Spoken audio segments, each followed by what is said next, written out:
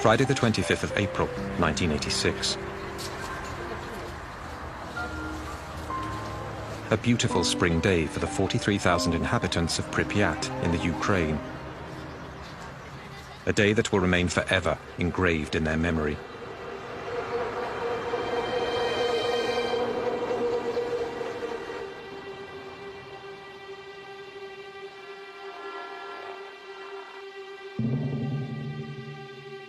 Three kilometers from the city, the Vladimir Ilyich Lenin nuclear power plant, where several thousand people go to work each day.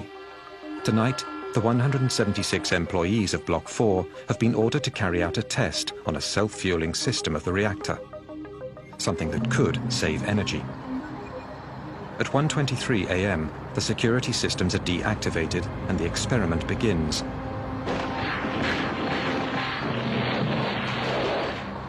A series of detonations go off in the core of the reactor. While Pripyat sleeps peacefully, the floor of the plant begins to tremble.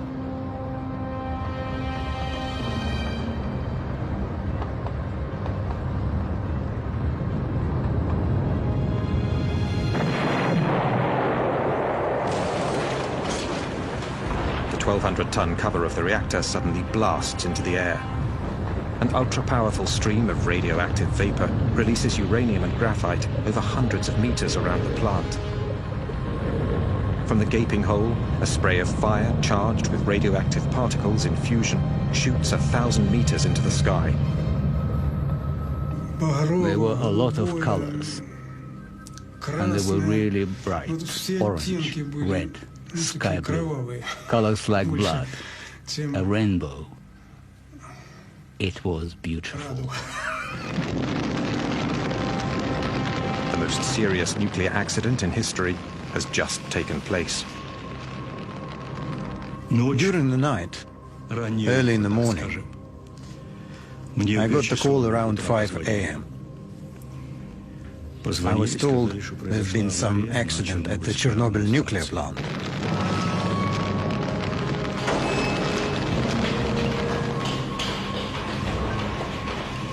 The first firemen on the scene battle the fire without the adequate protective gear.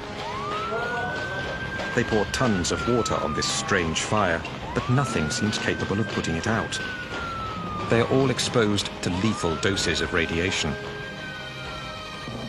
2 men die that night. 28 more will follow in the next few months. They are the first victims of Chernobyl. Nobody was prepared for such a crisis. For the next 7 months, 500,000 men will wage hand-to-hand combat with an invisible enemy. A ruthless battle that has gone unsung, which claimed thousands of unnamed and now almost forgotten heroes. Yet, it is thanks to these men that the worst was avoided. A second explosion, 10 times more powerful than Hiroshima, which would have wiped out half of Europe. This was kept secret for 20 years by the Soviets and the West alike. Many of these images have never been seen before. They were taken by journalists who were also exposed to nuclear contamination, some of whom later died. Those images tell the story of a hidden war, whose consequences continue 20 years later to worsen the toll of the disaster. This is the true story of the Battle of Chernobyl.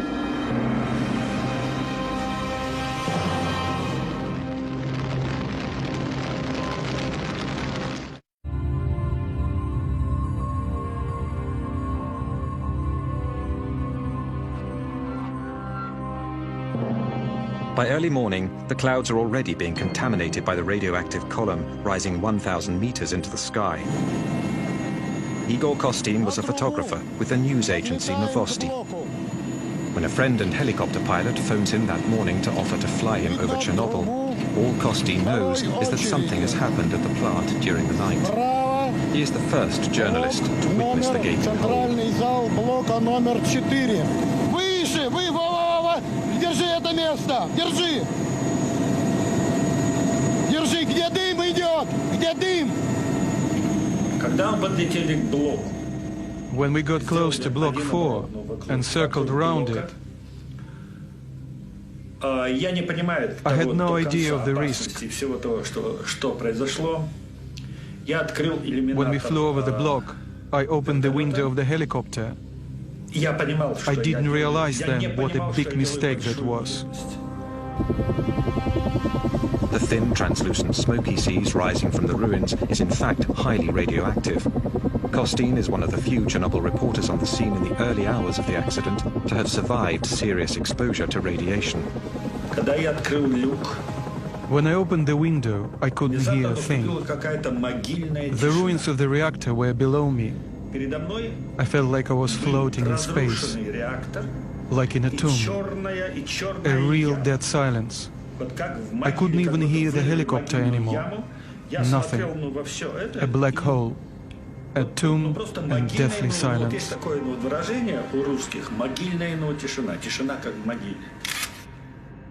This is the first picture ever taken of the breach. All my equipment jumped after a minute. I couldn't understand what was going on. I thought my batteries were dead. I only managed to take a dozen photos. Once I returned to Kiev, I processed my pictures, and I noticed the negatives were black, and the colors very poor. I didn't know it yet, but the photos had been exposed to radioactivity. At the core of the blown-out reactor and buried under 14 meters of rubble, the graphite surrounding the nuclear fuel burns and melts the uranium. The radioactive fallout is going to be 100 times greater than the combined power of the 2 atomic bombs dropped on Hiroshima and Nagasaki.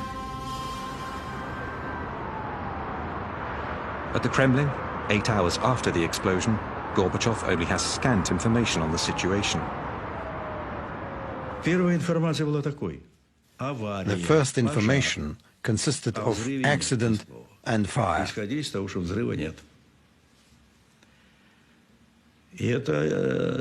Not a word about an explosion. At first I was told there hadn't been an explosion. The consequences of such false information were particularly dramatic.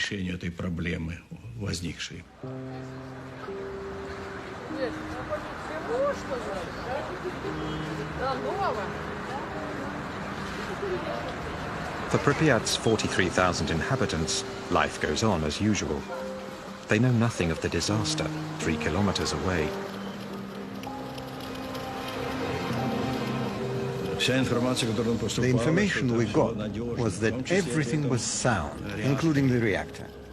When I asked the academician Alexandrov, he told me the reactor was absolutely safe. It could even be set up on a red square. It wouldn't be any different than a samovar, like putting a kettle on red square.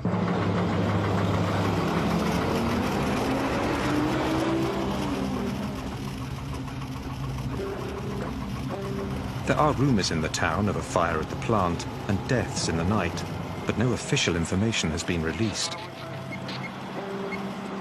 The white flashes on these images are the results of radioactivity on the film. People in the streets hardly blink an eye at the masked soldiers scattered throughout the city.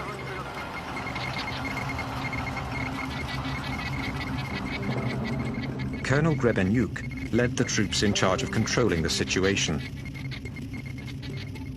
There was a metallic taste in our mouth, an acidity. They say radiation has no taste. It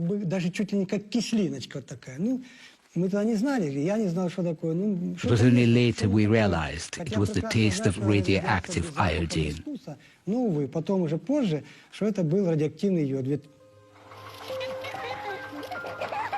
While children are still out playing in the squares, Colonel Grebenyuk's men spend the day taking the first readings of radioactivity in the city. In those days, radioactivity was measured in units called rongens. Normal atmospheric level is about 12 millionths of a rongen. In Pripyat, by early afternoon, readings are already over 200 thousandths of a rongen. In other words, 15,000 times higher than usual. By the evening, the level has shot up to 600,000 times above normal. Boulevard Lenin, 200. Boulevard Ukraina, 250 milli-rongens. And that night, 7 rongens. My subordinates were starting to wonder if the machines were working properly or was someone lying to us. We did not know that the reactor was still burning and radiation was still spreading. This map is sealed in plastic because it's still radioactive.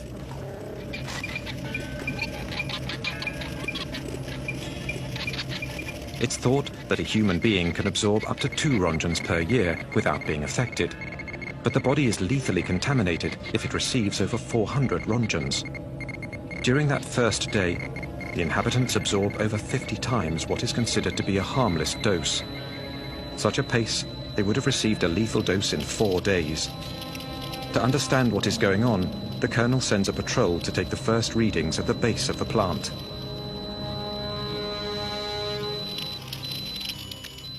Their first readings were recorded on this map, 2,080 Rongens. I was worried about my subordinates. How could I send them in there? At these astronomical levels, 15 minutes is all it takes for a human being to absorb a lethal dose of radiation. At the Nuclear Institute, the figures provoke a shock. Such a level of radioactivity has never been seen before. Gorbachev hurriedly creates a governmental commission made up of the country's top experts in nuclear energy. This is led by the academician Legasov, a nuclear physicist of international renown. He immediately leaves for Chernobyl at the head of a scientific delegation. We hoped they would be able to evaluate the situation quickly, but for the first couple of days, they weren't able to tell us anything. It was a dramatic situation. We'd be in session, waiting for information. We were demanding information, but they weren't able to tell us anything. 20 hours after the explosion, the level of radioactivity continues to climb. By now, windows and doors should be sealed and iodine tablets swallowed to counteract the effects of radioactivity. Yet no such orders have been given.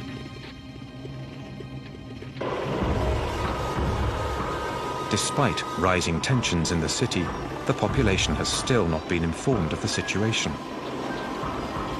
Yulia Marchenko was only 5 at the time. She lived in Pripyat with her family. Her father worked at the plant. My parents took me to the daycare center, like usual. Everything was absolutely normal. My father already knew there'd been an accident, but no precautions had been taken yet.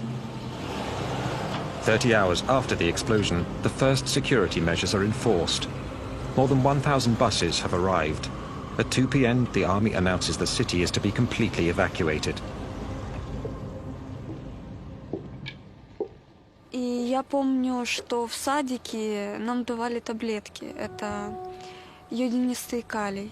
I remember the teachers at the kindergarten gave us iodine pills. Then parents came to pick up their kids. Everyone was running around, but they weren't panicking. Не было вот общей какой-то такой вот паники. We thought we were only going to be gone for 3 days.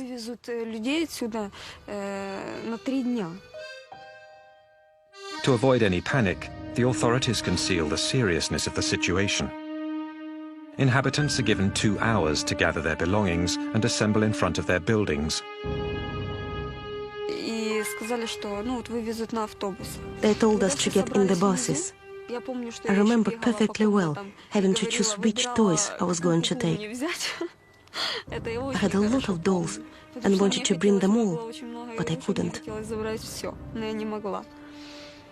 We couldn't even take any warm clothes.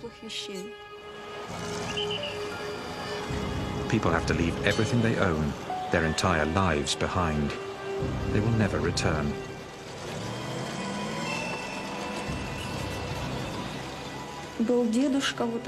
One old man didn't want to go.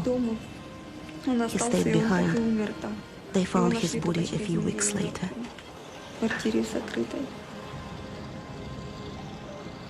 People didn't really believe what was happening.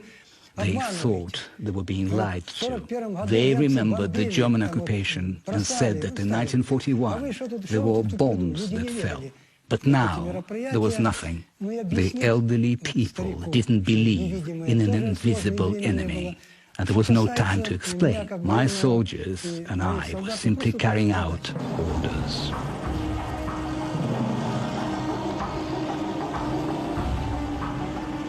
In 3.5 hours, 43,000 people are evacuated tearfully but peacefully.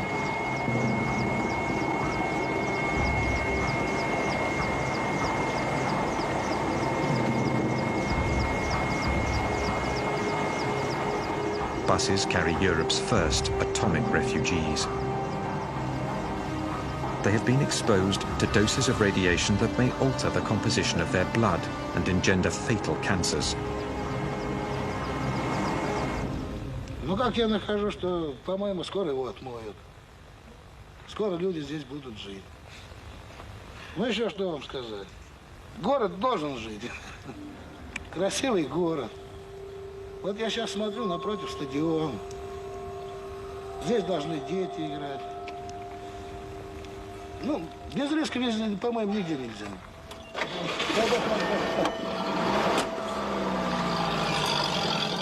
48 hours after the disaster, the only people left in the ghost town are the military personnel and members of the scientific delegation, headquartered at the Pripyat Hotel. As if unaware of the danger, they eat, sleep, and work right on the premises.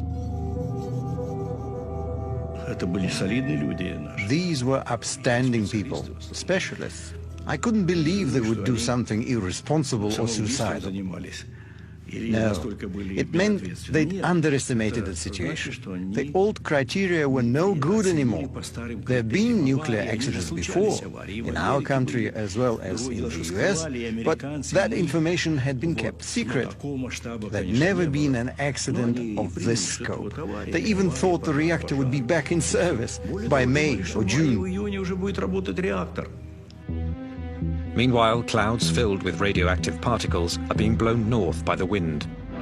Between the 26th and the 27th of April, they drift over 1,000 kilometers above Russia, then over Belarus and the Baltics. On the 28th, they hit Sweden, where the rise of radioactivity is detected near one of their nuclear power plants. Soon after, television news alerts the population. Radioactive dust from Chernobyl rains down on Stockholm. The authorities send a squadron of fighter planes to take readings in the clouds. The level of radioactivity suggests there's been a major accident somewhere. 60 hours after the disaster, still no official word has been reported outside of the Soviet Union.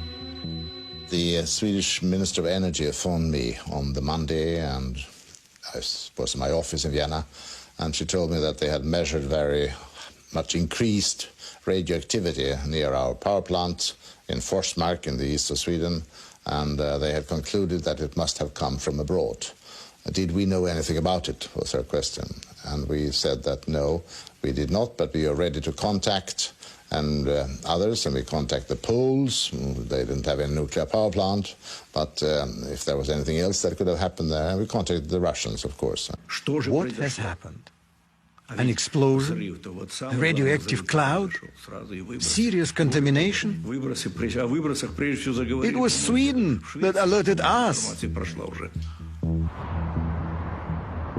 3 days after the accident, while Gorbachev is still trying to gather data, American and European spy satellites turn to the Soviet Union and discover the ruins of the Ukrainian plant.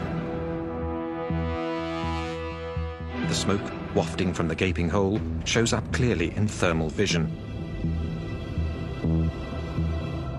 In the evening of that Monday, the 28th it would be, we had a message from Mr. Petrosian, who was the head of Atomic Energy Commission in Russia, in which he told us about the accident. And about the same time, the Russians actually released the information to the world. Obviously, over at the Politburo, we immediately decided it was essential that all facts be reported to us from then on. So I called on the KGB. I told them to follow everything that was happening over there and to report the conversations the scientists were having. I told them to report all of that information back, to me, personally. It has taken over 48 hours to get accurate information about the disaster. 2 days during which the 43,000 inhabitants of Pripyat are exposed to contamination. The crisis continues to grow. At the bottom of the destroyed reactor, 1,200 tons of white-hot magma continue to burn at over 3,000 degrees, sending liters of radioactive gas and dust into the atmosphere. The whole of Europe is at the mercy of the winds.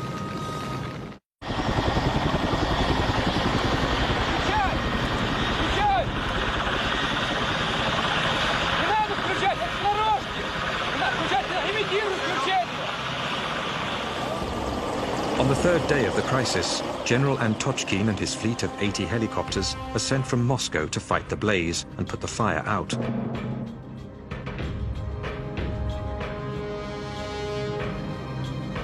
When he arrives, the general flies 200 meters above the blown-out reactor.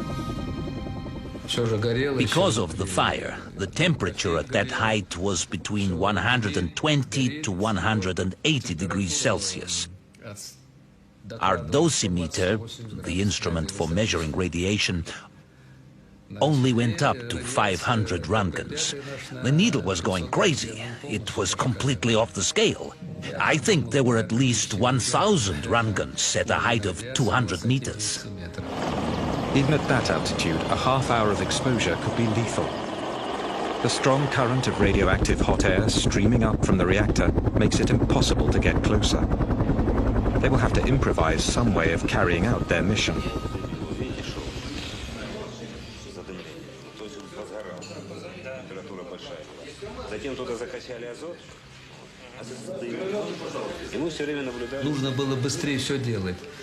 Something needed to be done as quickly as possible. Put out the fire and seal up the reactor to be able to get close enough to do other work. It also needed to be closed up to stop the radioactive dust from spreading. It was getting blown off by the wind. We really needed to act fast. The gigantic ballet begins. Top pilots have been rushed back from the Afghan front to fly helicopters carrying soldiers who will toss 80-kilo sandbags into the blaze with their bare hands. They hope to smother the fire by filling the reactor with tons of sand and boric acid, which neutralizes radiation. The first day, 110 sorties. The next, 300. The radiation level above the reactor is over 3,500 Röntgens, almost 9 times the lethal dose. Some of the pilots make up to 33 flights in a single day. Each time they went, they received 5 or 6 Röntgens. If they were slow, it was even more. After throwing 6, 7, 8 bags, they were drenched in sweat from the heat. After a few missions, my soldiers would go wash up and eat. After a while, they'd start throwing up.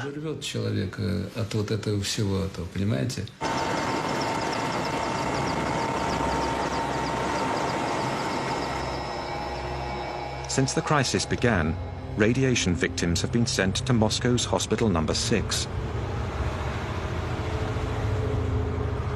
It has the country's only service, which specializes in acute radiation sickness and illnesses linked to massive doses of radiation exposure.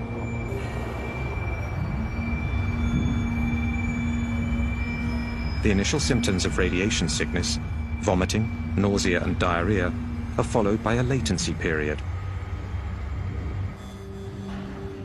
It's only later that much more fatal symptoms appear, such as deterioration of bone marrow and horrible burns that eat flesh down to the bone.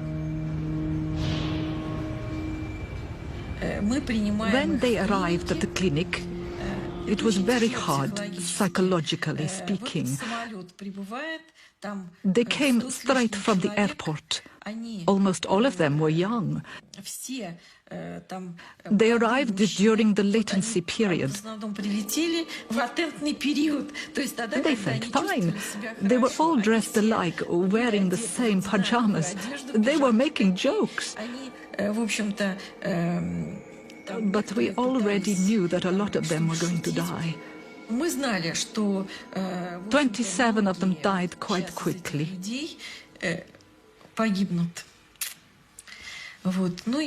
They'd all received huge doses of radiation and were suffering from life-threatening burns. Большие дозы облучения, и особенно большинство из этих людей имели несовместимую с жизнью ожоги радиационные. For 15 years, only the first victims will be acknowledged by the authorities.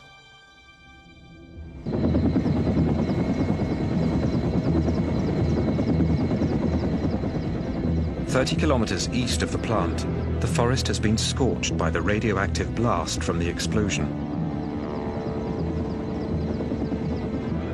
But the disaster area already stretches well beyond. Since the explosion, radioactive particles carried by the clouds have been falling with the rain. A leopard spot pattern of contamination has affected the Ukraine as well as Belarus and Russia. On the 1st of May, the wind shifts, and areas of Kiev are also contaminated. As seen from this map, drawn up from the readings taken by Colonel Grebenyuk's men. The seriously contaminated areas appear in red, surrounded by areas where the radiation level was normal. But the population is still kept in the dark. There is only one report, a tiny article on the bottom of page 3 of the Pravda, playing down the accident and claiming the danger has passed. The roof was caving in, and there we were acting as if nothing was happening. By going ahead with the May Day festivities, it was like the country refused to acknowledge the situation. That was the second phase in the huge Chernobyl disaster. 6 days after the accident, despite radiation levels several thousand times higher than normal, authorities encourage people to participate in May Day celebrations, even in areas they know to be seriously contaminated. I watched the May Day 1986 festivities with my own eyes. I was there and I witnessed it. The parade of death. It was a parade of death.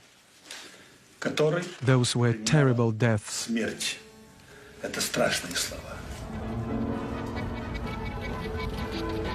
Disturbingly, all footage of May Day 1986 has now disappeared from the Ukrainian National Archives. All that remains are Igor Kostyn's photos. Sherbitsky, the first secretary of the Ukraine, also went to the festivities with his family and his grandchildren. It's true that, in theory, that seemed very important to us, to avoid any panic. But had we known how much radioactivity was already in the air? How many were contaminated during the festivities? Not a single study has yet been published. Chabinsky, first secretary of the Ukrainian Communist Party, later committed suicide.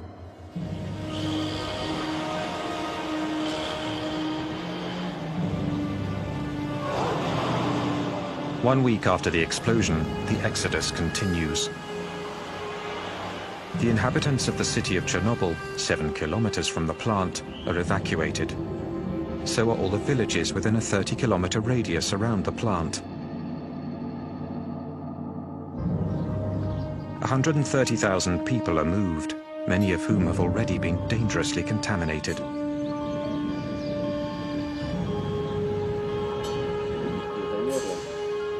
A 300,000-hectare area straddling the Ukraine and Belarus is abruptly evacuated and isolated from the rest of the world.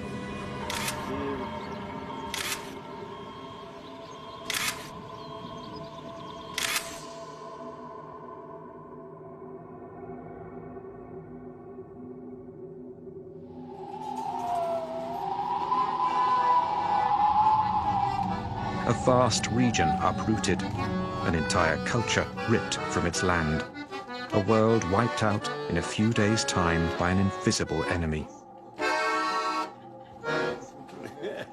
Это было хуже, но войны. It was worse than a war. Here you couldn't see the enemy. In a war, you see the cannons, the machine guns, the tanks. Here, you see nothing. The radiation is everywhere. It goes right through you. It gets into you, and you only start feeling the effects later, sometimes years later.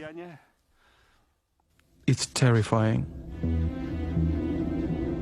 Meanwhile, the radioactive cloud continues to drift over Europe. It floats over Bavaria and northern Italy. Radioactive cesium-137 and iodine-131 rain down on the south of France and Corsica. Crops and pastures are seriously contaminated. While French authorities deny its presence, the cloud reaches Great Britain and spreads into Greece. In Chernobyl, the level of radioactivity continues to climb. 6,000 tons of sand and boric acid have filled the hole. But underneath this gigantic plug, the white-hot magma continues to smolder. 10 days after the disaster, Gorbachev personally invites Hans Blix, director of the powerful International Atomic Energy Agency, to visit the site. He is the first expert and the first Westerner to visit Chernobyl. Облет места аварии на Чернобыльской атомной станции. Каково ваше мнение? Что можно сказать по этому поводу? Well, we have seen the site from the air. Видели с воздуха площадку. And we have seen that a little smoke is still coming up from the damaged plant. There was a good deal of talk about the risk of a second explosion, and I remember that when we were in Moscow, actually we had a friend, a relative of one of my experts, phoned him and said, well, you know, we hear rumors that a second reactor might also explode.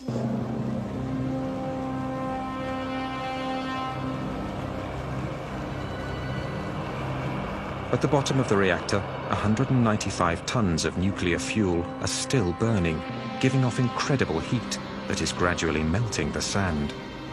On the surface of the plug, cracks begin to appear. Once we plugged up the hole, the temperature started to rise. We were afraid because it could have caused another explosion. It was terrifying. Scientists came to take readings. They were very worried. They were afraid the critical temperature would be reached and it would set off a second explosion. That would have been a terrible tragedy.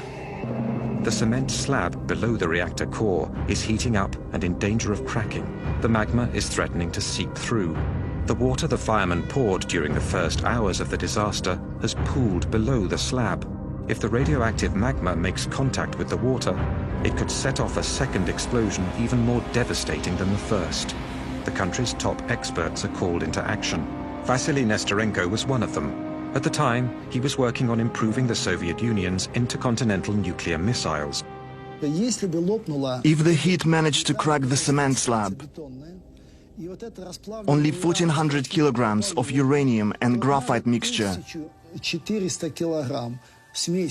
would have needed to hit the water to set off a new explosion. The ensuing chain reaction could set off an explosion comparable to a gigantic atomic bomb. Our experts studied the possibility and concluded that the explosion would have had a force of 3 to 5 megatons. Minsk, which is 320 kilometers from Chernobyl, would have been razed and Europe rendered uninhabitable. We had to stop the process. If it continued, it would have been an enormous disaster. An enormous nuclear disaster.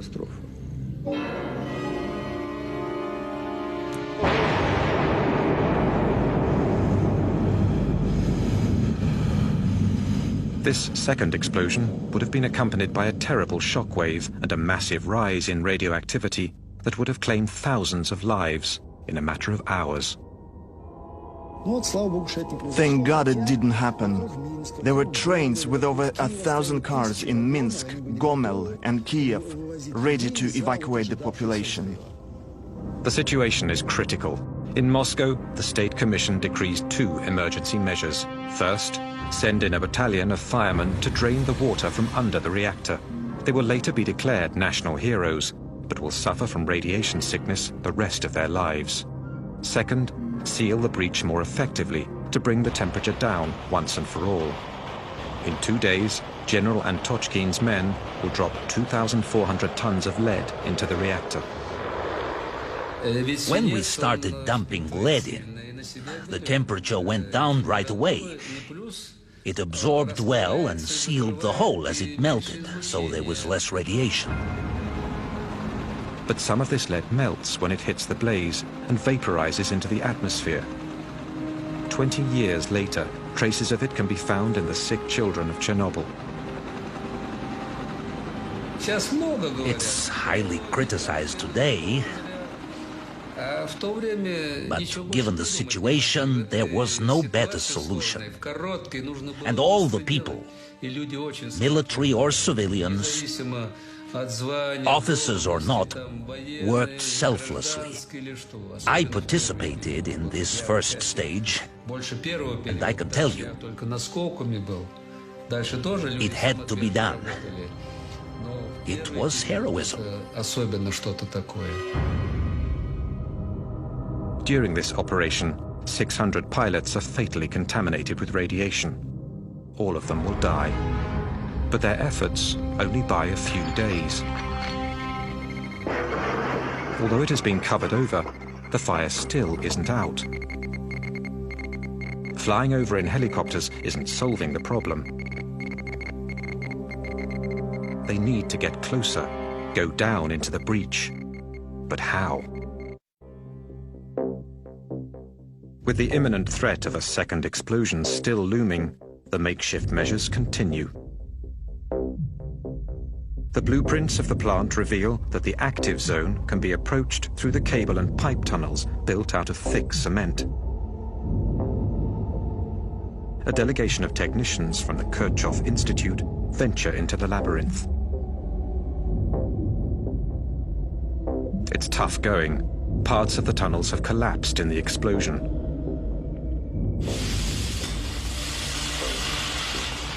They pierce through the shell of the 4th reactor with a blowtorch and stick their radioactivity detectors and thermometers in, along with cameras.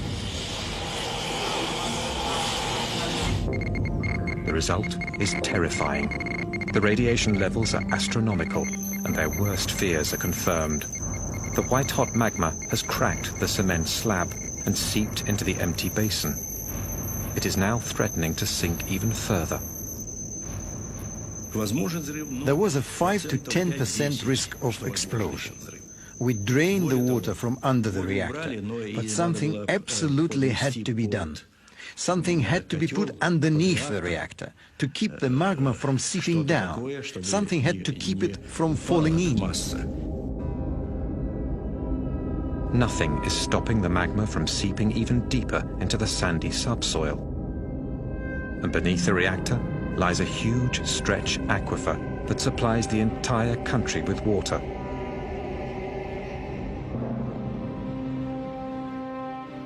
What worried us the most was that the entire mass would sink down and reach the groundwater, which then would pollute the rivers Pripyat, then Dnieper,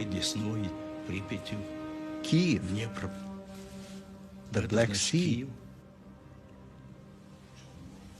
We absolutely needed to come up with a solution. A new operation is considered, but it will entail the loss of more lives. On the 12th of May, 1986, 17 days after the initial explosion, the miners of Tula, 1,000 kilometers from Chernobyl, receive a visit from the Kremlin, from the Deputy Minister of the Mining Industry. The minister spoke to us about the accident at Chernobyl.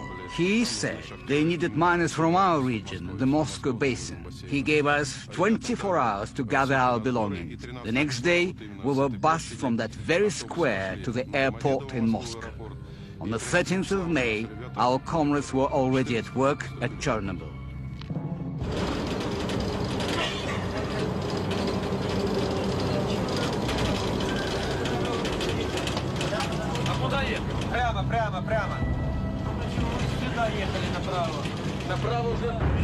Their mission? To approach the reactor through what is now the only possible path, underground.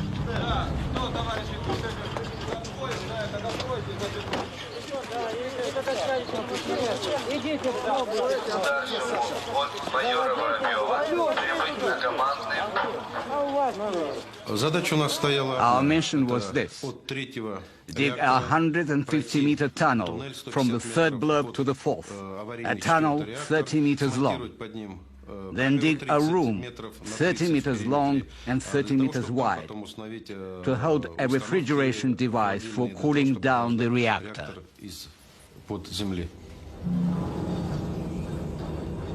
To limit their exposure to radiation, the miners dig 12 meters down before making their way over to the burning reactor. There, they build a room 2 meters high and 30 meters wide, where a complex cooling system of liquid nitrogen will be set up.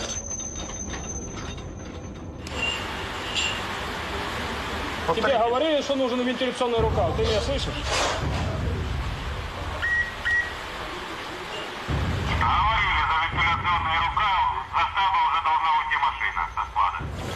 In 1 month, 10,000 miners from Russia and the mining regions of the Ukraine are sent down into the tunnel.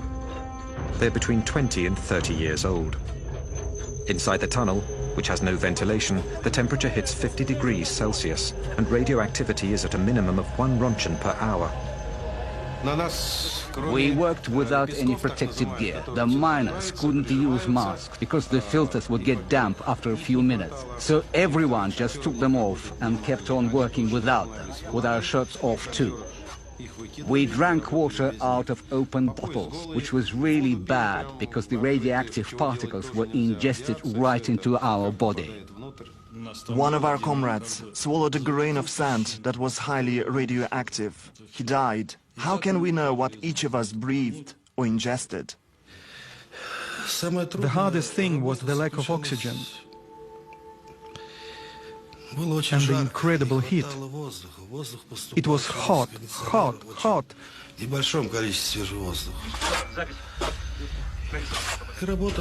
And we had to work really fast, at a crazy pace, faster and faster. That was the hardest. Go, go, go. Battalions of 30 miners relay each other every 3 hours, 24 hours a day. In 1 month and 4 days, they dig a 150-meter tunnel, a job that in a mine would have normally taken 3 months. The most dangerous places were not underground. There wasn't as much radiation below the reactor. But as soon as we came up, we had to run even faster.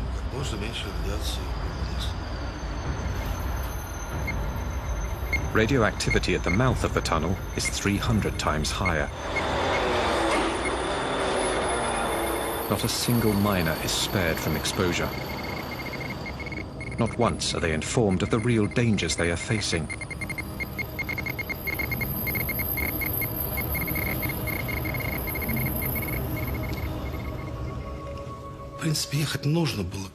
Someone had to go and do it. Us or someone else. We did our duty. Should we have done it? It's too late to judge. I don't regret anything.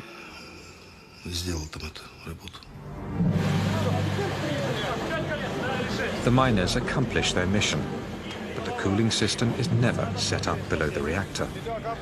The underground room is finally filled with cement to solidify the structure. The official position is that each miner received 30 to 60 rontgens, but survivors claim they received up to 5 times that amount. It is estimated that a fourth of these men died before the age of 40.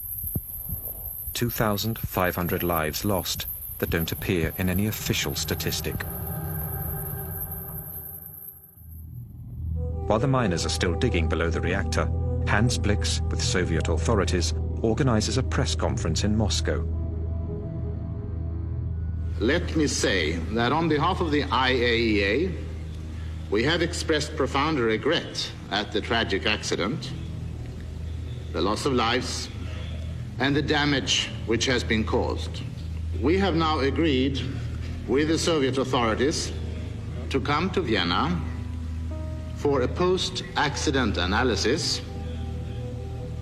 In front of 500 journalists from all over the world, he announces an international conference that will be held in Vienna, where the Soviets have agreed to share all their data on the disaster. To analyze the accident. The most important effect of the press conference was that the Russian people felt that we can believe these guys.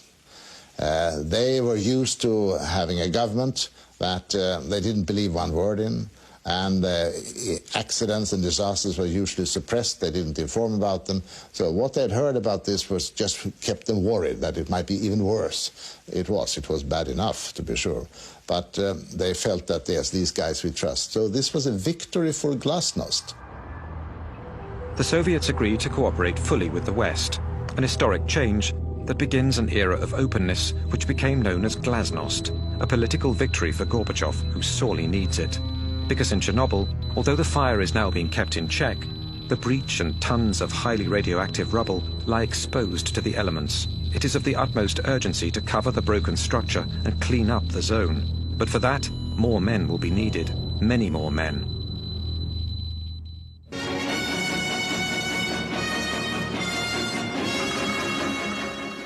Добрый вечер, товарищи. 18 days after the disaster, Gorbachev finally addresses the Soviet people. Авария на Чернобыльской атомной электростанции. Она больно затронула советских людей, взволновала международную общественность. Мы впервые реально столкнулись с такой грозной силой, какой является ядерная энергия, вышедшая из-под контроля. Вся работа, по сути, ведется круглосуточно. Задействованы научные, технические, экономические возможности всей страны. The entire country was mobilized. No bureaucratic formalities. If someone had what we needed, we took it. No formalities. We'd worry about the cost later. We took whatever we needed. It was a frontline situation.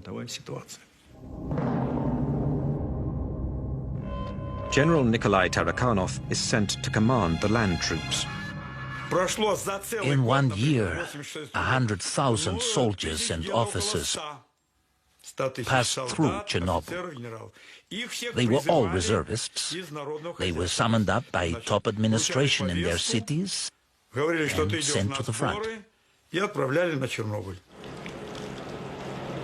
Military personnel or civilians, officers or simple soldiers, all of them are liquidators, a term invented for the Battle of Chernobyl.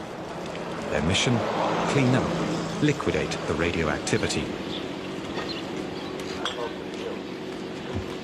Сначала ходишь первые дни, прячешься, одеваешь маску, а потом уже забываешь, даже на производстве уже забываешь одевать ее. Уже как дома, чувствуешь себя действительно, привыкаешь здорово. Все улыбаются, все довольны. Водку не продают. Вообще в Москве такой слух был, что на Чернобыль приезжает, водителям каждый день дают 150 грамм этого. Я с женой разговаривал, 150, и да. рассказываю, говорю, в столовую заходишь 150, выходишь 150. Она, ты хоть закусывай там.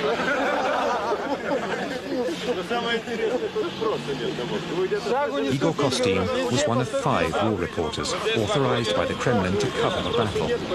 A first in a country that kept everything hidden. 3 of his colleagues are now dead. There were no titles, no ministers, generals or soldiers. No one was saying, I'm a general, do what I say. Everyone was honestly doing what they could. And so the operation named the liquidation of the Chernobyl accident was set in motion. 100,000 troops, as well as 400,000 civilians, workers, engineers, nurses, doctors and scientists from every Soviet republic passed through Chernobyl. the Soviet Union is waging its last major battle. 500,000 people. The troops in Chernobyl were bigger than Napoleon's, but our army got contaminated. From the sky, helicopters drop tons of a sticky liquid dubbed Berber, a mixture that coagulates and plasters the radioactive dust to the ground. Meanwhile, brigades of liquidators are put in charge of cleaning up the zone, and house by house, of removing the layer of radioactive dust that covers everything.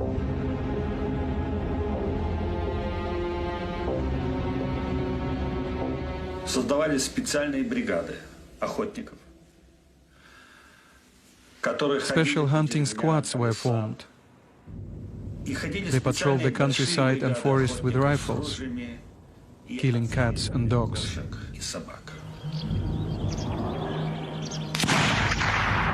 All the animals have to be killed because when they wandered through the highly contaminated zones, their fur soaked up the radioactivity. They could contaminate the liquidators.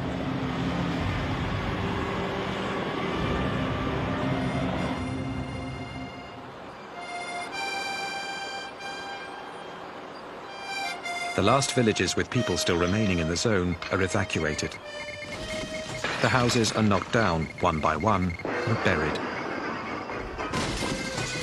At night, the trucks, the machines and the men are covered in radioactive dust.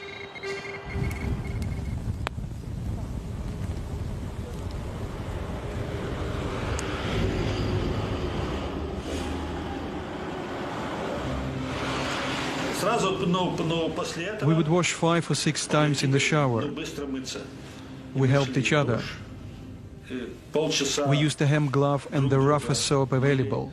Хорошая мочалка и самое суровое хозяйственное мыло, которое стирает белье солдатское. Там очень. We scrubbed away. Голова, все тело по 5-3 раза, пока уже не устаешь. We put on new clothes, then we ate. We ate really well there, because you need to keep your strength up to fight the ionizing radiation. Ionizing radiation seeks out the weak spots in your body. Организм должен быть очень крепкий. Очень крепкий. И ионизирующее излучение. That's where it finds a way in and knocks you out. И туда стреляет.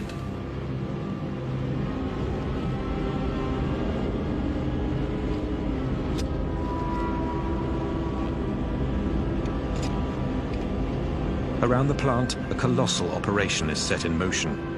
It goes on 7 days a week without a single day off. 300,000 cubic meters of contaminated earth are bulldozed into huge ditches and covered over with cement.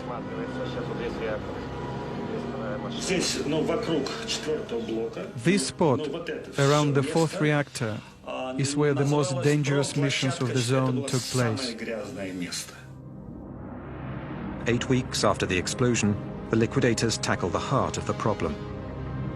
In order to neutralize the toxic waste for the long term and prevent it from spreading even more, the entire blown-out reactor has to be isolated. Lev Bolchakov was one of the engineers who designed the enormous structure that would entirely cover the 4th reactor. A sarcophagus of steel and concrete, 170 meters long and 66 meters high. It was one of a kind, a unique project. No one had ever built such a structure in a zone this radioactive. You could only work a few minutes at a time. That had never been done before.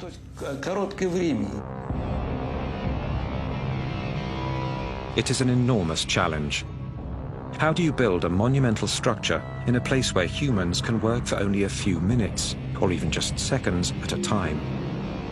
This utterly new situation will require more improvisation from the liquidators and put more lives at risk.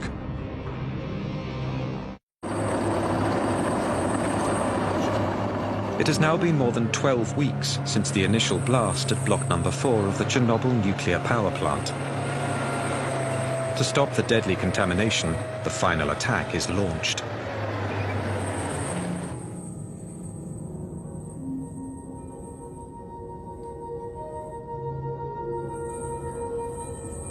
Radioactivity in this sector is so high that only remote-controlled machines can be sent in. But people will have to get the machines into position.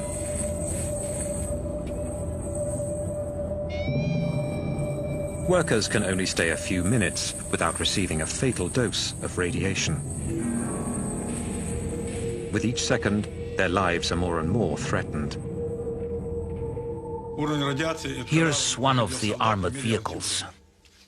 It looks primitive, but we had to build them ourselves.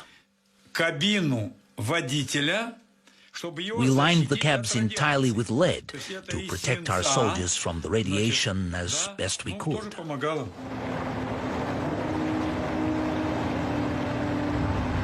Each metallic piece of the structure is prefabricated, sometimes hundreds of kilometers away, then brought one by one onto the site for assembly. An extraordinary jigsaw puzzle. Beams 150 tons and 70 meters long. Buttresses 45 meters high. That's the DMAC 4000.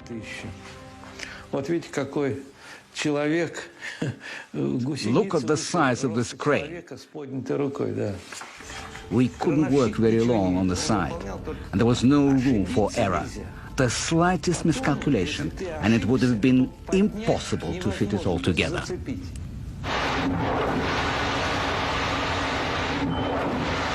Despite the extreme conditions, work progresses.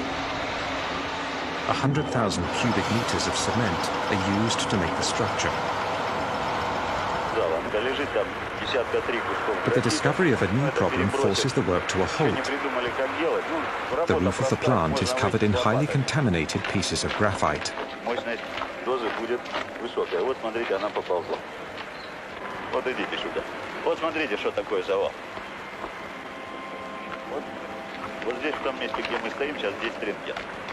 Это будет примерно 1000. Вот около вот этого колпака примерно 200. Все, пойдемте. На сегодня хватит нам. Выходим, пойдемте. И ты тоже выходи оттуда.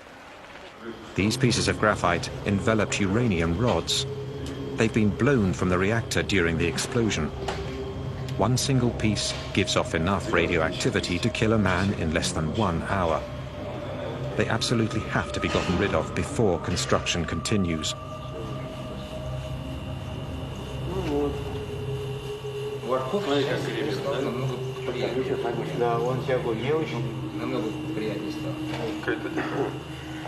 Там очень большие уровни радиоактивного излучения, поэтому туда подойти крайне тяжело. Ну и зачем туда пускать людей, когда тут может техника сработать? Robots are sent onto the roof to shove the lethal debris over the edge. 60 meters below, other robots gather it up and bury it in ditches. But after a few days, the ambient radioactivity begins to affect even the machines. Their electronic circuitry can't hold up. They go berserk and break down. One of them hurtles itself into the breach. Как вы собираетесь его разворачивать? Он же поперек висит.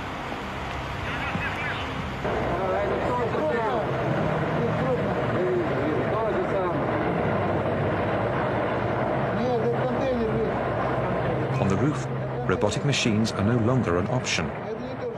Men will have to replace them. Russian soldiers nicknamed bio-robots for the occasion. This battalion of young reservists is preparing to go up onto the roof of the third reactor for the first time. They're between 20 and 30 years old, all of them reservists called to the front for the most dangerous and deadly battle of Chernobyl. No human has ever worked in zones as radioactive as this. General Nikolai Tarakanov is in command of the operation and personally oversees every detail.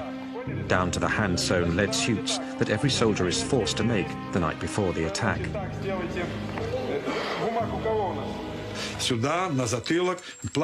On their fronts, on their backs, in their boots, they were covered in lead. A helmet, a mask to protect against beta rays,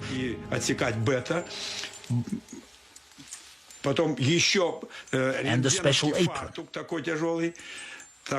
Double layers of protection on the hands. The whole uniform weighed 26 to 30 kilos.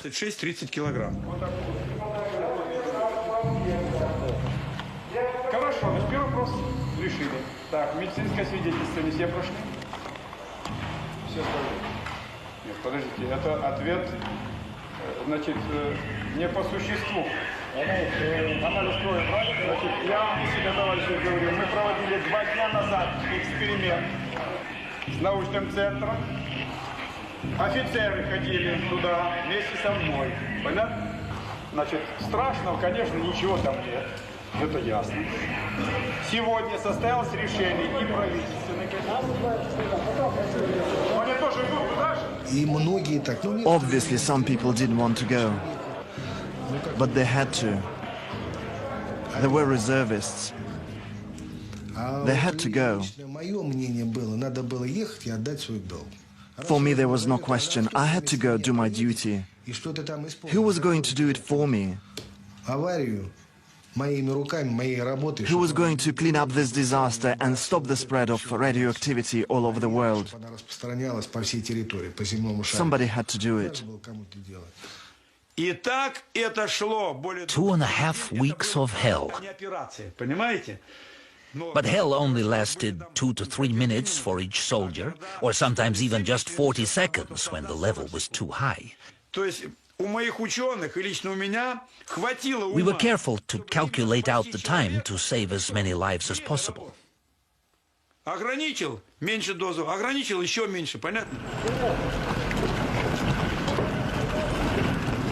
When the siren blows, a crew of 8 soldiers rushes up onto the roof, along with an officer. Their mission is simple: shovel up the radioactive debris as quickly as possible and throw it off the roof.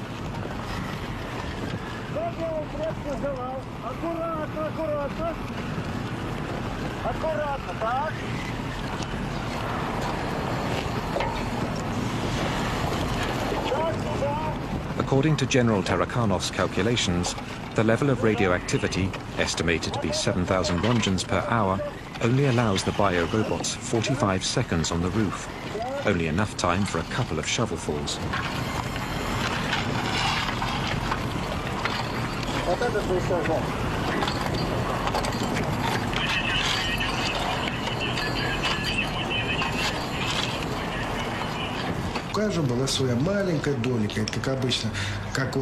We were like ants. Just as some were finishing their task, others would immediately take their place. Everyone did their job, no matter how small it was. And that's how, together, we were able to fight the radioactivity. For 10 days, a new crew of bio-robots climbs on the roof every 10 minutes. According to military personnel, 3,500 people participate in the cleanup. Some, like Igor Kostin and Konstantin Fedotov, went up on the roof 5 times.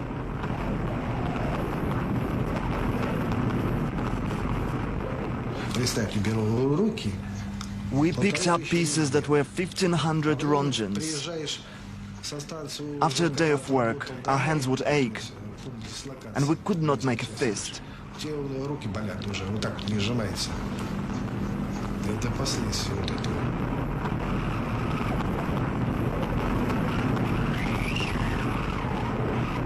The first time I went up on the roof, I was struck by the mystical feeling there. It was like being on another planet. The whole thing was covered in radioactive waste. My hands were shaking. I didn't know what world I was in, and I started snapping photos.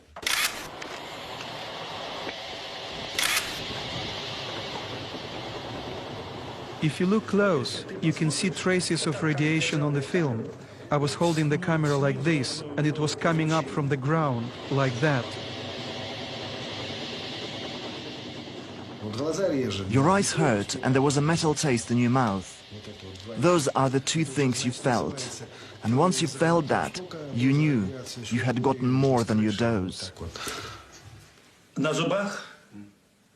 You couldn't feel your teeth up there. Your mouth was full of this lead taste.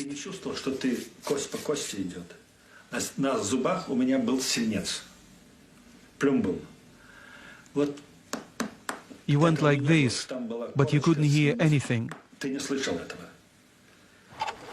Everything was covered in lead. Even today, 20 years later, I can still taste the lead in my mouth.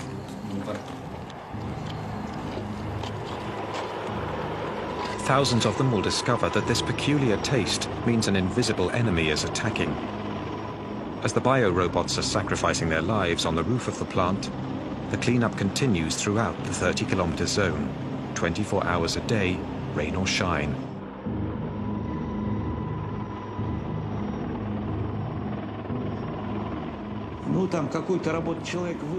Where normally it would take one man 1 hour to do a job, here in Chernobyl it took 60 people.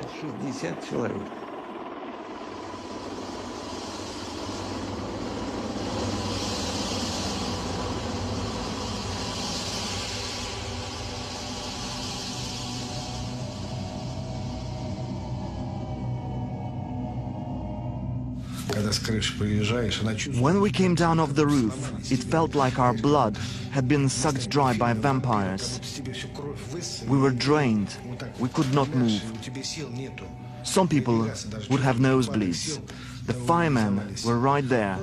If someone's nose started bleeding, they got sent to the hospital. If we collapsed, we got sent home. But we wanted to hold out.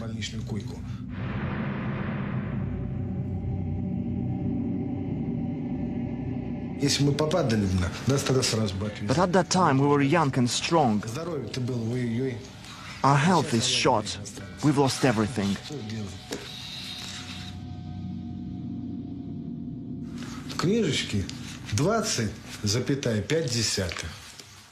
They wrote in my record that we got 20.5 rongens.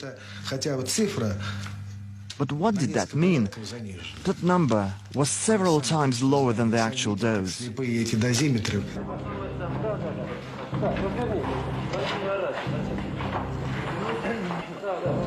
Позвольте мне от оперативной группы Министерства обороны СССР вручить вам почетный грамоту.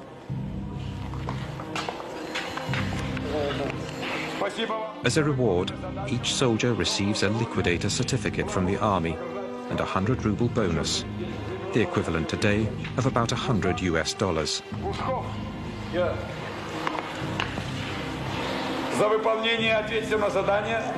They have risked their lives, but they've only reduced the radiation level on the roof by 35%. When they sent all those people up onto the roof, no one knew exactly the actual level of radiation. Now we know it was between 10,000 and 12,000 roentgens per hour. At that level of radioactivity, people never should have been sent. 7 months after the explosion, the zone has been cleaned up and the sarcophagus completed. 500,000 people, military and civilians, have participated in the operation. I told the Commission that for having confronted such levels of radioactivity, having cleaned up all that graphite and having accomplished such heroic tasks, our soldiers needed something symbolic, like putting up our flag.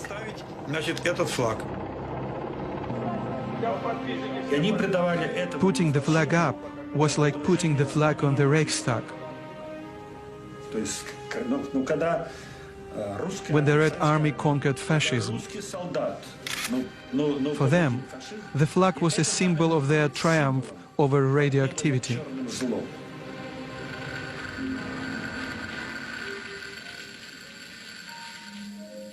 Each team of liquidators celebrates the end of the operation in their own way. Bocharov and his men etch their names onto the final metal piece to go up on top of the sarcophagus.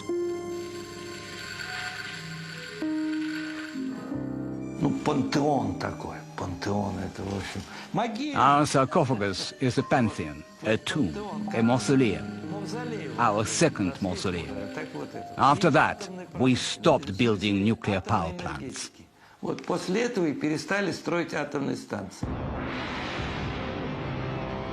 A bitter victory. The country will never recover.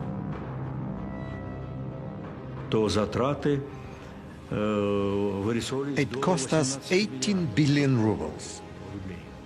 At that time, a ruble was worth $1.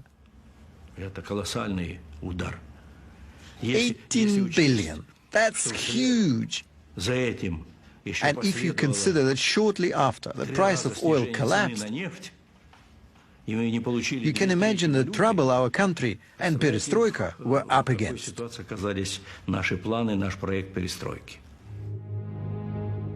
The first snow has started to stick on Chernobyl. For the authorities, this proves the sarcophagus is airtight, at least for 30 years, or so they predict. The liquidators have gone home. Reactors 1, 2, and 3 are back up and running. The First Battle of Chernobyl has ended in a victory that heralded the end of the USSR. But for many, it also marks the beginning of a war that 20 years later still hasn't ended. 20 years later, Pripyat is still a ghost town. Accompanied by Igor Kostin, Yulia wanted to see the apartment where she lived with her family up until the fateful day of their evacuation. Contrary to what they'd been told, not a single inhabitant was ever able to come back to live in the deserted buildings.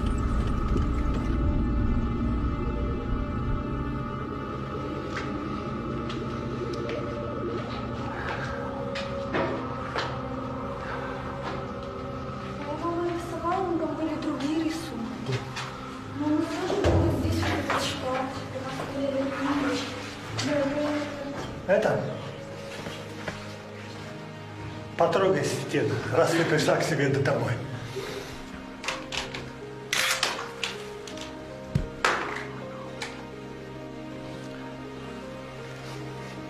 For Igor Kostin as well, the visit stirs up painful memories.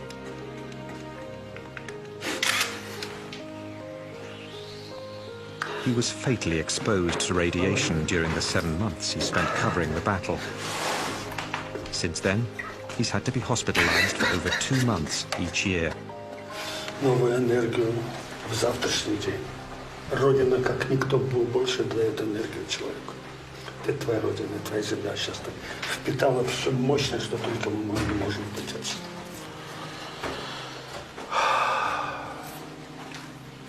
У меня такое ощущение, что я здесь была всю жизнь.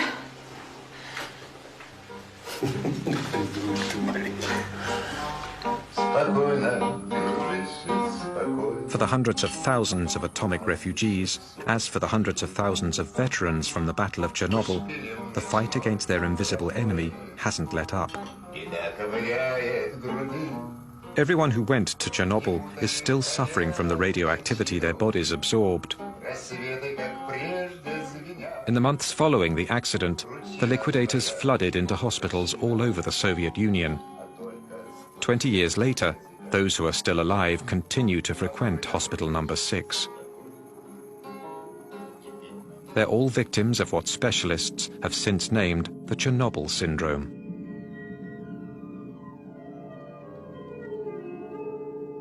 We've all got a bunch of symptoms: heart, stomach, liver, kidneys, nervous system. Our whole bodies were radically upset by the metabolic changes caused by radiation and chemical exposure.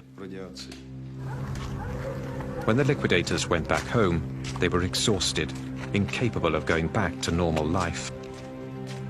20 years later, many of those who survived are disabled and unable to work. And the authorities appear to be ignoring their plight by cutting down their welfare money. 40-летних The veterans of the war in Afghanistan are still alive, while we are slowly wasting away. I have written a poem about this.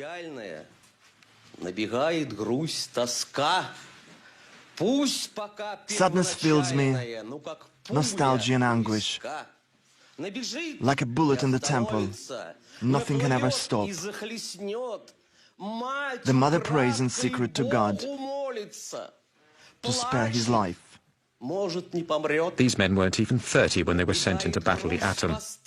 Today the survivors are not yet 50 years old, but they struggle like senior citizens. According to the military, of the 500,000 Chernobyl liquidators, 20,000 have already died. 200,000 are officially disabled. You don't know how long you have to live, or what disease is going to kill you. You don't know what effects it will have on your children, if you have any. We know all that, and we know the invisible enemy is eating away inside of us like a worm. For us, the war continues, and little by little, we're slipping away from this world. Yet for 2 decades, only 59 deaths have been officially attributed to the Chernobyl disaster. Not a single study has been carried out of the 130,000 refugees from the zone. Not a single statistic on the state of the 500,000 liquidators. No figures on the population that continues to live around Chernobyl and in the contaminated areas. The real amount of radiation these people were exposed to has never been revealed to them. 6-0, да? Це вже підвищується. Вчора була 5 і 7, а сьогодні вже 6-0. Це не підвищується одинаково. Може бути. Да? Плюс-мінус. Це не таке страшне. Слухайте, до скількох страшне? До скількох? Ну, кажіть правду. До скількох страшне? До скількох? До 20. A deputy of the Supreme Soviet discovered the systematic cover-up of the true consequences of Chernobyl when the Soviet Empire dissolved in 1991. Taking advantage of the anarchy in the country, she managed to get her hands on a copy of top-secret documents.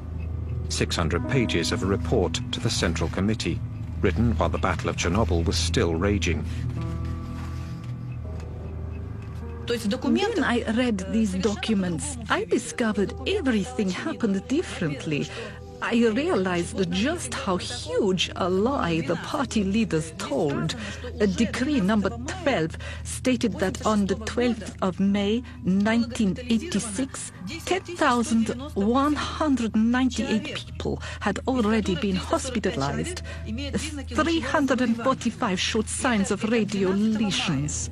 Yet at the same time, they were telling us everything was fine, that it was nothing serious, and I realized the scope of the lies.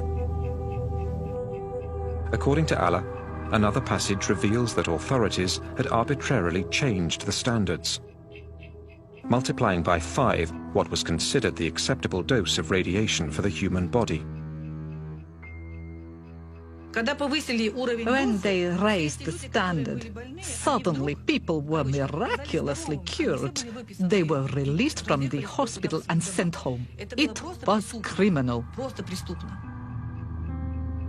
The tendency to manipulate the numbers was not unique to the Soviets. In late August 1986, the first international conference assessing Chernobyl took place behind closed doors. It was presided over by Hans Blix. No journalists or outside observers were admitted into the amphitheater. The Russian delegation was led by Legasov, the man who'd been in charge of the governmental commission during the Battle of Chernobyl. When we put him in charge of preparing the report for the IAEA, we gave him the duty of reporting everything. He came up with a very detailed report that put everybody in a state of shock. Legasov spoke for 3 hours. His report concluded that in the decades to come, about 40,000 deaths from cancer caused by Chernobyl were to be expected. The Western world refused flat out to accept this estimate, which spurred a genuine East-West negotiation. These are theoretical calculations based upon the Hiroshima model, that you say that if you have a certain radioactivity, you know from Hiroshima that the long-term effect was so and so many would die from it. And if you then increase it by tenfold, you assume that it will be tenfold. Well, that's the calculation. This is not, I think, an exact, this is not empiric. There again, the figures were surprisingly flexible. By the end of the conference, people were no longer talking about 40,000, but rather of 4,000 probable deaths. Nearly 20 years later, in September 2005, this figure became the official death toll of the disaster. The staunchest opponents to the Soviets' policy of transparency were the French, who went as far as to deny that the radioactive cloud passed over their country. Est-ce qu'on a constaté quelque chose au-dessus de la France? Non, parce que les vents ne vont pas dans cette direction-là. Les vents tournent dans le sens inverse d'une montre. Il n'y a pas lieu du tout de s'inquiéter. C'est sans aucun danger pour la santé publique. 20 years later, in France, and especially in Corsica, cases of thyroid cancer of the same nature and severity as those around Chernobyl are being reported. The most dangerous element that came out of the Chernobyl reactor wasn't cesium or plutonium, but lies. The lie of 86, that's what I call it. A lie that was propagated like the radioactivity throughout the whole country and the entire world. On the 27th of April 1988, the second anniversary of the disaster, Legasov, who'd worked so hard to unveil the entire truth, decided to put an end to his life.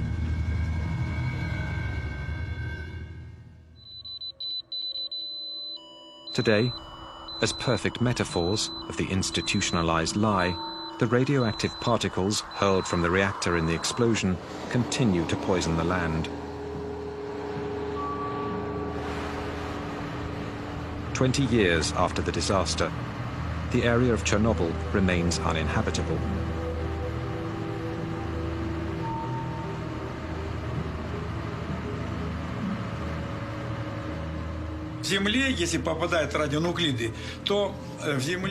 In 5 years, the radionuclides sink 5 centimeters into the contaminated soil.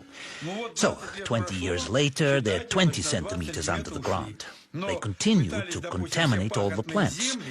To clean it up, we'd need to remove 20 centimeters of soil and seal it underground in burial sites. And that's too big of a job to do. It's impossible.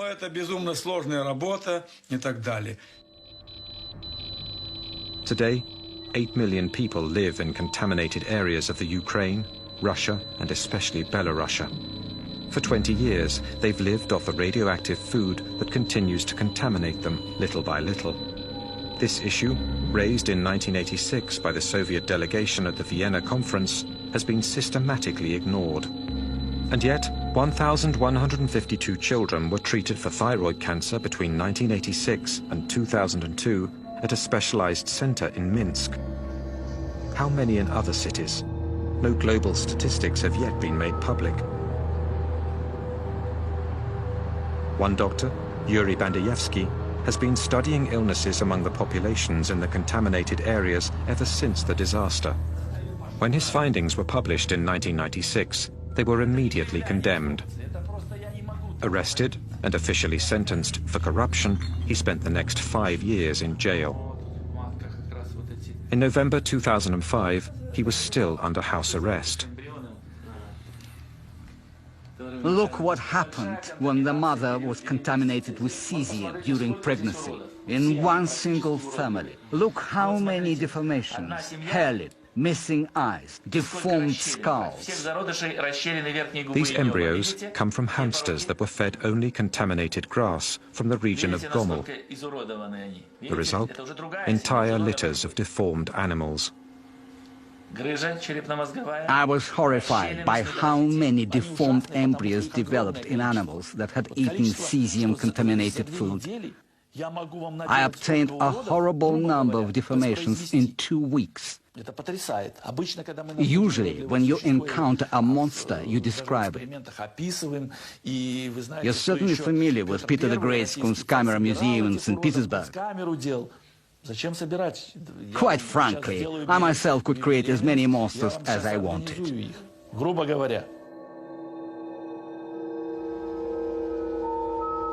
There's been no official study of genetic mutations stemming from Chernobyl. Yet despite the thousands of miscarriages and abortions that took place following the disaster, there seems to be hundreds of children who suffer the effects of radiation. The deformations we see among these children are similar to those of Bandayevsky's hamsters. In Belarusia, 300,000 children are currently suffering the consequences of contamination. NGOs like the International Green Cross, founded by Gorbachev after he was sidelined from the government in 1991, have opened treatment and support centers for victims of Chernobyl. They also organize therapeutic camps, aiming to teach the new generations in contaminated areas how to live with radioactivity. Like here, testing the contamination of their food. How many years is this going to go on? 800 years? 800 years. Until the second Jesus Christ is born. Until his return? Yes. Chernobyl played an important role for us all. And of course, we must keep searching and not skimp on means. We must strengthen international cooperation and create international scientific centers to find new sources of energy which are safer. That's the essential issue. I wouldn't wish for anyone, not my friends or my enemies, to experience such a tragedy. No one deserves to live through what we did in Chernobyl. We're all human beings, and no one deserves that.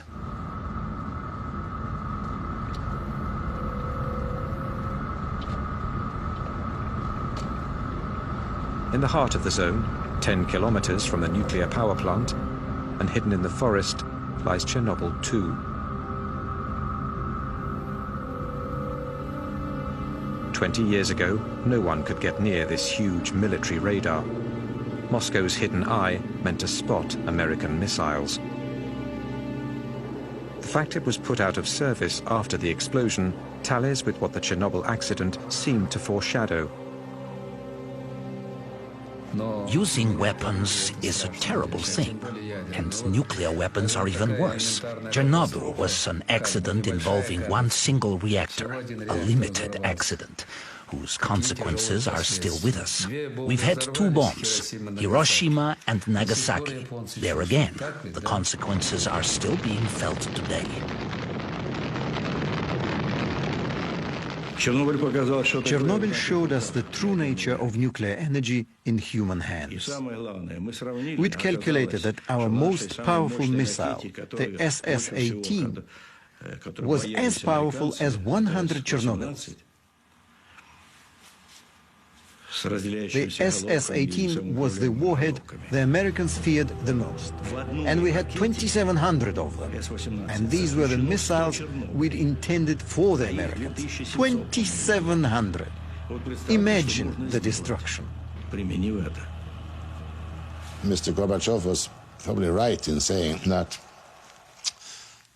Chernobyl was a big illustration of radioactivity let loose, and in this sense suggested to people more vividly that we ought to do away with the nuclear weapons. A year and a half after Chernobyl, Gorbachev retired all nuclear warheads with a range of 500 to 5,000 kilometers. 10 years later, the Total Nuclear Test Ban Treaty was ratified by the entire world, with the exception of India. Chernobyl marked the beginning of disarmament for the world's greatest nuclear rivals. Chernobyl convinced everyone. Soviets and Americans alike realized once and for all the magnitude of the atomic volcanoes our countries were sitting upon. Not just our 2 countries, but the entire world. The entire world. Yet 20 years later, the Chernobyl disaster and its lessons seem to be fading from memory. Meanwhile, beneath the aging sarcophagus of reactor number 4, the poison remains deadly. Since 2001, the 3 Chernobyl reactors have been shut down once and for all. But 20 years after the explosion, a dosimeter flies off the chart at the base of the sarcophagus. High levels of radioactivity, 100 times above normal, are still contaminating the plant's surroundings. The structure has been weakened by rain and erosion. Since its construction, 3,000 liquidators have been watching over it, trying to ward off damage. We built the sarcophagus to last 30 years, thinking that 30 years after the explosion, we could build a new sarcophagus without people having to run because of high radiation levels. 20 years have gone by and nothing's been done yet, and it's urgent that it gets replaced. But the Ukraine doesn't have any more money. Neither do we. A new sarcophagus is underway, but its construction is already 10 years behind schedule. It is a structure 108 meters high, meant entirely to cover the first sarcophagus. It will cost $1 billion. An international fund led by Hans Blix has been set up. We still have not put the new sarcophagus on it. It will be ready in a couple of years' time. When that is done, well, then they can, in due course, later on remove the masses of spent fuel or of melted fuel which is there.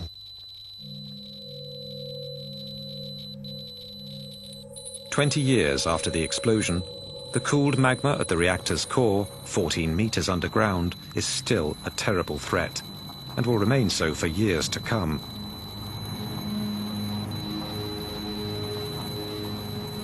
I pray God the sarcophagus never collapses. That would be the worst thing that could happen, because inside there are 100 kilograms of plutonium. 1 microgram is a lethal dose for a human being. That means there is enough plutonium to poison 100 million people. The half-life of plutonium, in other words, the time it takes for half of the plutonium to disappear, is 245,000 years. This is something we could thus consider eternal. There are areas where there will never be life again.